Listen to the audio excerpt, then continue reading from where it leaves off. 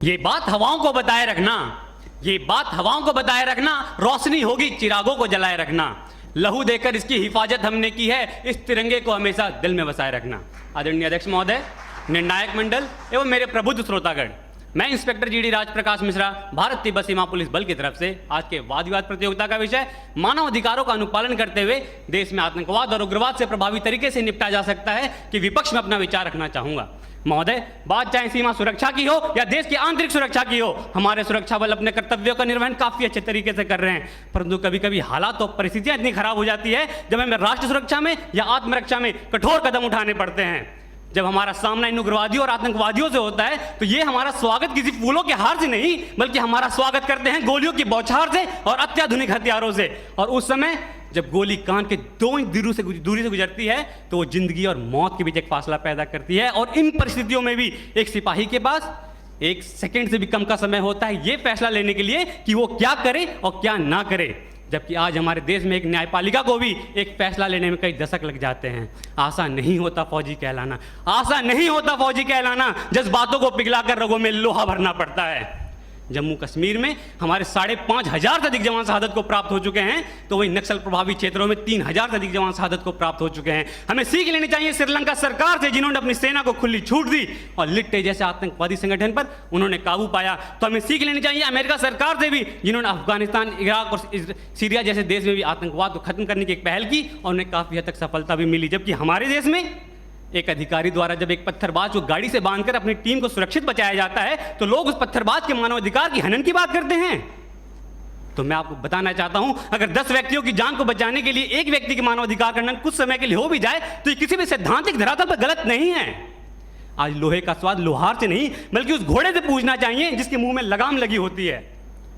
1958 में हमारे देश में अस्फा जैसे कठोर कानून लाए गए और पूर्वोत्तर के राज्यों में जहां पर उग्रवाद अपनी चरम सीमा पर था उसे खत्म करने के लिए वहां लागू किया गया। और उसकी सफलता को देखते हुए 1990 में इसे जम्मू कश्मीर में भी लागू किया गया, जो आज भी आतंकवाद का कमर तोड़ने का काम कर रहा है और इसे हटाने के लिए अलगाववादी नेता अपना राग अलापे रहते हैं। तो पंजाब क्षेत्र में भी जब आतंकवाद अपनी चरम सीमा पर था तो हमारे सुरक्षा बलों द्वारा और सरकार द्वारा कठोर कदम उठाए गए और वहां से भी आतंकवाद को जड़ से खत्म किया गया। हमारे महान अर्थशास्त्री चाणक्य ने भी कहा है कि अगर राष्ट्र की सुरक्षा के लिए हमें साम दाम दंड भेद की नीति अपनानी पड़े तो उसे अपनानी चाहिए। और महाभारत में भी जब अर्जुन ने अपने सगे संबंधियों को सामने देखते हुए शस्त्र को नीचे कर दिया था तो भगवान श्री कृष्ण ने उन्हें प्रेरित करते हुए कहा था कि हे पार्थ, अपना शस्त्र उठाओ और कर्म करो।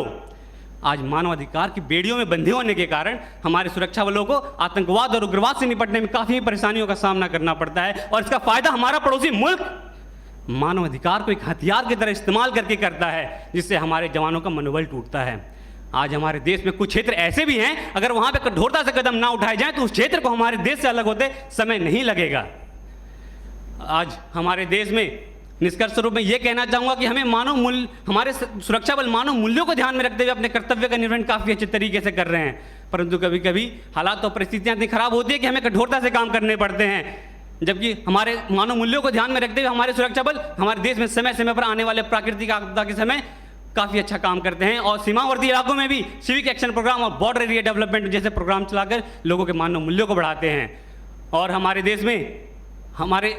आज अजमल कसाब जैसा आतंकवादी, इनका कोई जाति धर्म मजहब नाम पहचान न होने के कारण आसानी से देश में घुस आते हैं और मुंबई हमले को अंजाम देते हैं जिसमें हमारे देश के 166 निर्दोष व्यक्ति मारे जाते हैं। तो वे आदिल अहमद डार जैसे आतंकवादी